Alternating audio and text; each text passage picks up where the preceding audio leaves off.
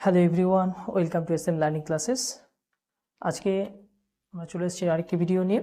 এই ভিডিওতে আজকে আমরা পঞ্চম শ্রেণী আমার গণিতের পৃষ্ঠা নাম্বার 203-এর যে অঙ্কগুলো রয়েছে সেই অঙ্কগুলো আজকে আমরা সমাধান করব, যে অঙ্কগুলো ঐকিক নিয়মের।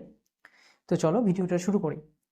ফার্স্ট যে কোশ্চেনটা বলা হয়েছে, একের কোশ্চেনটা, যে পরিমাণ খাবারে 5 জন লোকের 10 দিন চলে সেই পরিমাণ খাবার একজন লোকের কতদিন চলবে। তাহলে অঙ্কটাই বলা হচ্ছে, দেখো 5 জন লোকের 10 দিন চলে যে পরিমাণ খাবারটা, সেই খাবারটা একজন লোকের কতদিন চলবে।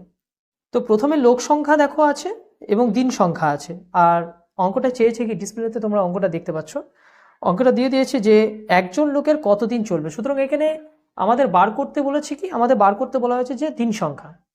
তাহলে দিন সংখ্যা যেহেতু বার করতে বলছে, যেটা বার করতে বলবে সেটা আমরা ডান দিকে লিখে নেব যে দিন সংখ্যা, এবং আরেকটা কি বলেছিল, লোক সংখ্যা। লোক সংখ্যাটা আমরা বাম দিকে লিখব।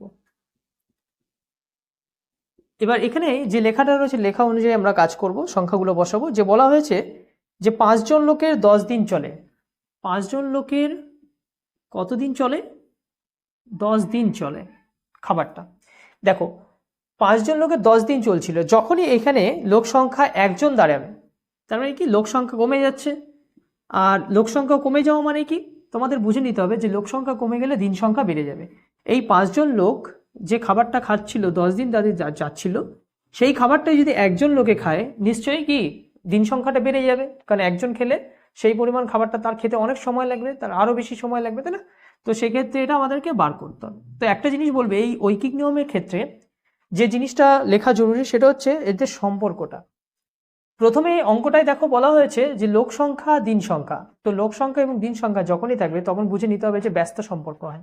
তাহলে আমরা লিখবো যে লেখাটা এরকম লিখবো যে লোক সংখ্যা দিন সংখ্যার মধ্যে কি সম্পর্ক, ব্যস্ত সম্পর্ক। তাহলে আমরা লিখে নেব যে লোক সংখ্যা ও দিন সংখ্যা মধ্যে ব্যস্ত সম্পর্ক। এবার আমরা অঙ্কটা সমাধান করব। আর একটা জিনিস বলে দিই, ব্যস্ত সম্পর্ক বললে সেটা কিন্তু গুণ করতে হবে, আর যদি সরল সম্পর্ক বলা হয় তখন সেক্ষেত্রে ভাগ করতে হয়। তো আমরা লিখবো এই অঙ্কটা এরকম যে কিছু খাবার যে 5 জন লোকে খাচ্ছিল, সেই খাবারটা ওই লোকের কতদিন চলে, 10 দিন চলে। তাহলে আমি লিখব কিছু খাবার 5 জন লোকের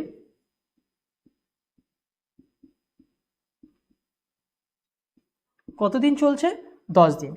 5 জন লোকের চলে 10 দিন। তাহলে কিছু খাবার 5 জন লোকের চলছে 10 দিন। তাহলে এই খাবারটাই যদি একজন লোকের চলে, সেটা বার করতে গেলে কি করতে হবে, আমাদেরকে 10কে 5 দিয়ে গুণ, 10 গুণ 10-এর সাথে আমরা কত গুণ করব, 5। তাহলে 5 10-এ কত দিন, 50 দিন। 5 10-এ 50 দিন।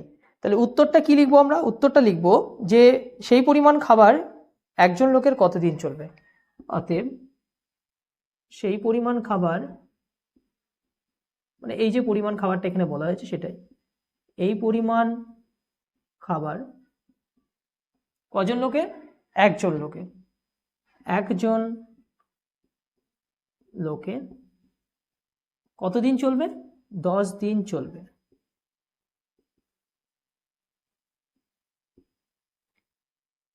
দেখে নাও অঙ্কটা।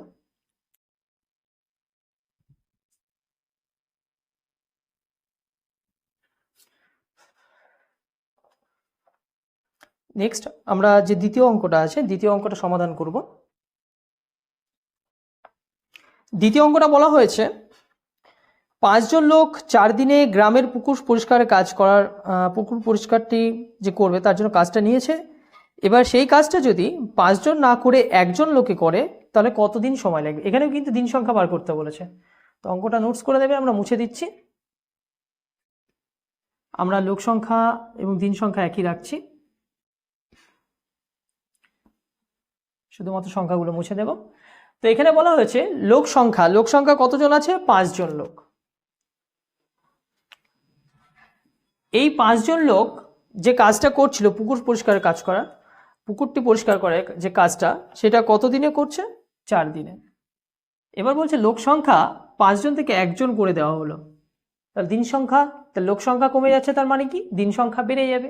তাহলে আমরা কি লিখবো? যে লোক সংখ্যা দিন সংখ্যার মধ্যে কি সম্পর্ক? ব্যস্ত সম্পর্ক। এবার লিখবো যে পুকুর যে পরিষ্কার করছে, এই যে পুকুরটা, এই পুকুর পরিষ্কার করতে 5 জন লোকের কত সময় লাগে?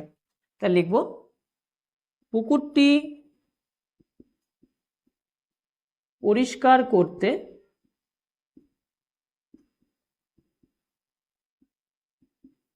কজন? 5 জন লোকের।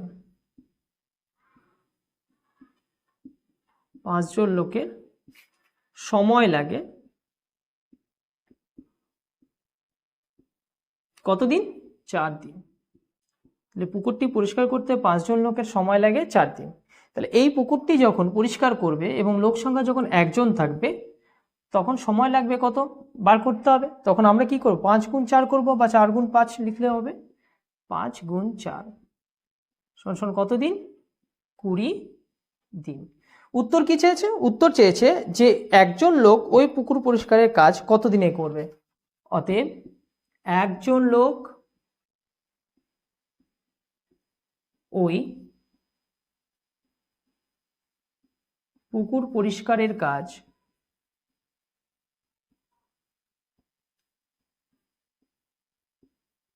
20 দিনে করবে।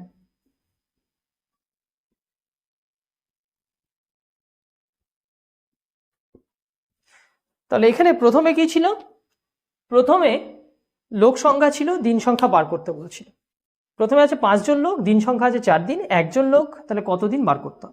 তাহলে আমরা লিখলাম কি, যে পুকুরটা 5 জন লোকে পরিষ্কার করে 4 দিনে, তাহলে একজন লোকে করবে কতদিনে বার করতে গেলে? 5 গুণ 4 বা 4 গুণ 5 সমান 20 দিনে। তাহলে একজন লোক ওই পুকুর পরিষ্কারের কাজটা 20 দিনে করবে।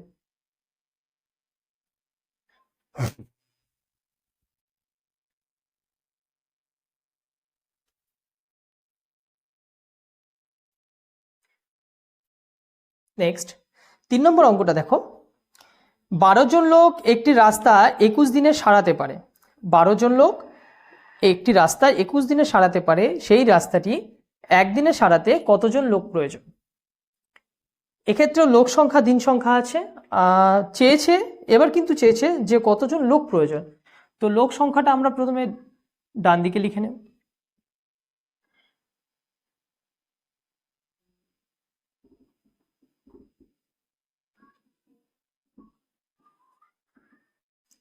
আমরা প্রথমে লিখব, আমাদের বার করতে বলেছে কি লোক সংখ্যাটা, তাহলে লোক সংখ্যাটা আমরা ডান দিকে লিখে নেব।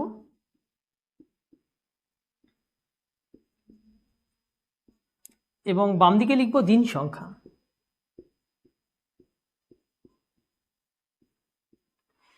তো প্রথমে কি বলা হয়েছে? যে 12 জন লোক একটি রাস্তা 21 দিনে সারাতে পারে। তাহলে 12 জন লোক একটি রাস্তা সারাতে পারে কত দিনে? 21 দিনে। আচ্ছা, এবার বলা হচ্ছে যে সেই রাস্তাটি যদি একজন বা একদিনে সারায়, তাহলে কতজন লোক লাগে? প্রথমে লোক সংখ্যা ছিল 12 জন, 21 দিনে এই কাজটা কমপ্লিট করছে কি 12 জন লোক। তাহলে এই কাজটা যদি একদিনে করতে চায়, তাহলে স্বাভাবিক ব্যাপার এখানে দিন সংখ্যা কমে যাচ্ছে, তার মানে কি লোক সংখ্যা বাড়াতে হবে। যদি কাজটা তুমি তাড়াতাড়ি করাতে চাও বা কম সময়ের মধ্যে করাতে চাও, তো তোমাকে লোক সংখ্যা বাড়াতে হবে। তো আমরা লিখব যে দিন সংখ্যা ও লোক সংখ্যা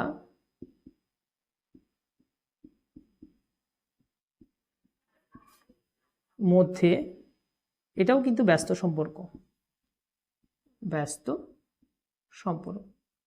এবার আমরা লেখাটা কি লিখব? লেখাটা লিখব যে 21 দিনে রাস্তাটি সারাতে লোক লাগে 12 জন। 21 দিনে রাস্তাটি সারাতে লোক লাগে 12 জন। তাহলে এই একদিনে যদি রাস্তাটি সারাতে চাই, তাহলে কত লোক লাগবে বার করতে গেলে? 21 গুণ 12 করবো, 12 গুণ 21। তো 12 কে 21 দিয়ে আমরা গুণ করবো, 252 হবে। 12 কে 21 দিয়ে রাফে গুণ করে দেবে,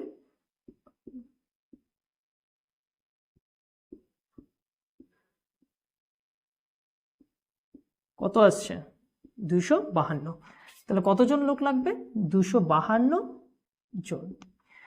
উত্তরটা কি লিখবো? উত্তরটা লিখবো আমরা যে রাস্তাটি একদিনে সারাতে কত লোক প্রয়োজন। অতএব রাস্তাটি একদিনে সারাতে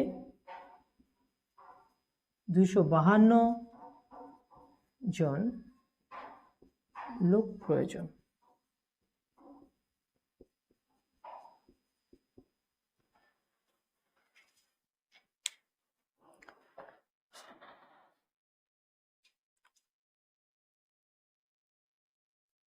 চতুর্থ অঙ্কটা দেখব।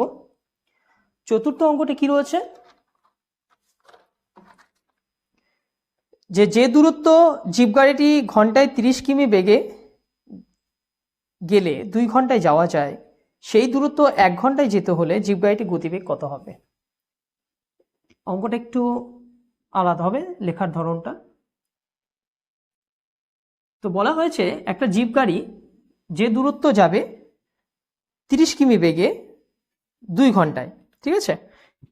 তো যে দূরত্ব জিপ গাড়িটি 30 কিমি বেগে 2 ঘন্টায় যায়, সেই দূরত্ব 1 ঘন্টায় যেতে হলে জিপ গাড়িটির গতিবেগ। স্বাভাবিক ব্যাপার, দেখো তুমি 30 কিমি বেগে যাচ্ছ 2 ঘন্টায়, যে রাস্তাটা বলা হয়েছে এখানে দূরত্বটা হয়তো 10 কিমি বা 5 কিমি। এবার বলেছে সেই দূরত্বটাই 1 ঘন্টায়, তো সময় কমিয়ে দিচ্ছে, তার মানে কি তোমাকে গাড়ির গতিবেগ কি করতে হবে, বাড়াতে হবে দ্রুত যেতে হলে। তো আমরা লিখবো যেহেতু এখানে গতিবেগ আছে, যেহেতু দূরত্ব বলেছে, আমরা লিখবো এই জায়গাটায় যে সময়, দূরত্ব তো বলেনি, বলেছে যে তোমার এখানে ঘন্টা কিমি বেগ দিয়েছে, তার মানে এটা আমরা লিখবো গতিবেগটা, গাড়ির গতিবেগটা, আর একটা লিখবো হচ্ছে সময়। তো যেহেতু গতিবেগ বার করতে বলেছে, আমরা বাম দিকে সময়টা লিখে নেব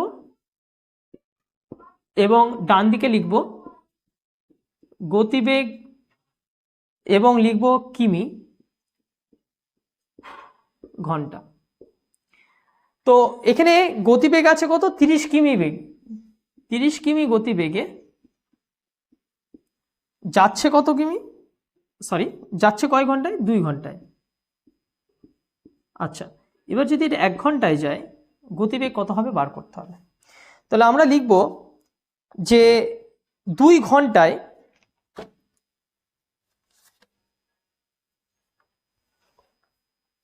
গাড়িটি 2 ঘন্টায় যাওয়া যায়, 2 ঘন্টায় যাওয়া যায় বা পৌঁছানো যায় কত কিমি গতিবেগে গেলে, গাড়ির গতিবেগ যদি 30 কিমি হয় তবেই। তো আমরা এই জায়গাটা লিখব যে 2 ঘন্টায় যাওয়া যায়, লেখাটা একটু অন্য হবে, তোমরা আমি যে লিখছি এরকমই লিখতে পারো, অথবা তোমরা নিজেদের মতো বানিয়ে লিখে নিতে পারো, ঠিক আছে, তোমাদের কাছে যেটা সহজ বলে মনে হবে। আমি আমার মতো করে দিচ্ছি, 2 ঘন্টায় যাওয়া যায় কত, গাড়ির গতিবেগটা কত বলছে, 2 ঘন্টায় যাওয়া যায় যদি গাড়ির গতিবেগ 30 কিমি পার ঘন্টায় হয়। 2 ঘন্টায় যাওয়া যায়, গাড়ির গতিবেগ 2 ঘন্টায় যাওয়া যায় যদি গাড়ির গতিবেগ 30 কিমি, এখানে যদি শব্দটা লিখে নেবে, গাড়ির গতিবেগ 30 কিমি পার ঘন্টায় হয়, মানে ঘন্টায় 30 কিমি। তাহলে 1 ঘন্টায় যাওয়া যায় যদি গাড়ির গতিবেগ 30 গুণ 2, তাহলে কত, 60 কিমি পার ঘন্টা হয়। তাহলে উত্তরটা কি লিখবো আমরা, উত্তরটা লিখবো যে জিপ গাড়িটির গতিবেগ কত হবে যদি 1 ঘন্টায় যেতে হলে। অতএব 1 ঘন্টায় যেতে হলে জিপ গাড়ির গতিবেগ কত হবে, জিপ গাড়ির গতিবেগ হবে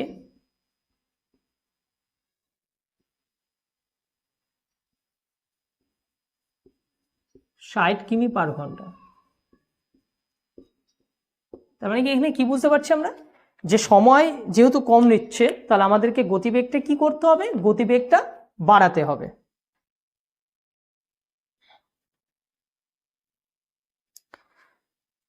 এই পেজের শেষ অঙ্কটা দেখো, বলা হচ্ছে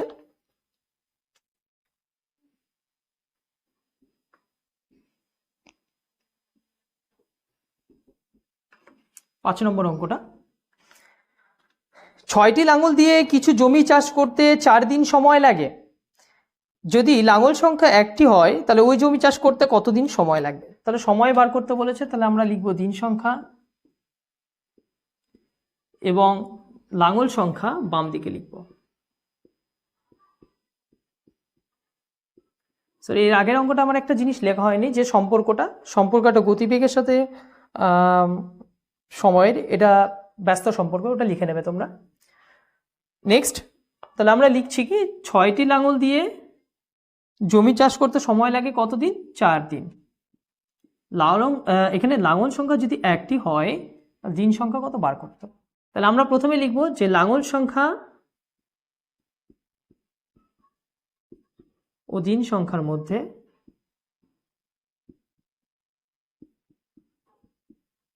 কি সম্পর্ক? ব্যস্ত সম্পর্ক।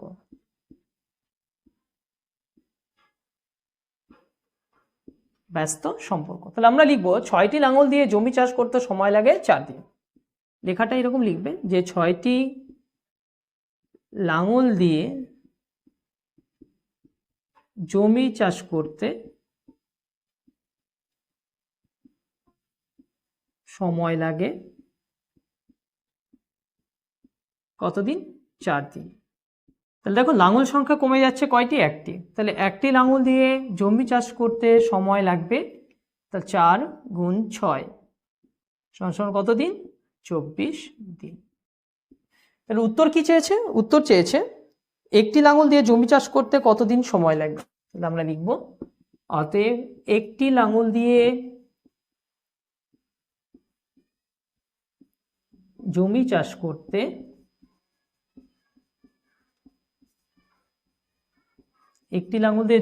করতে 24 দিন সময় লাগবে।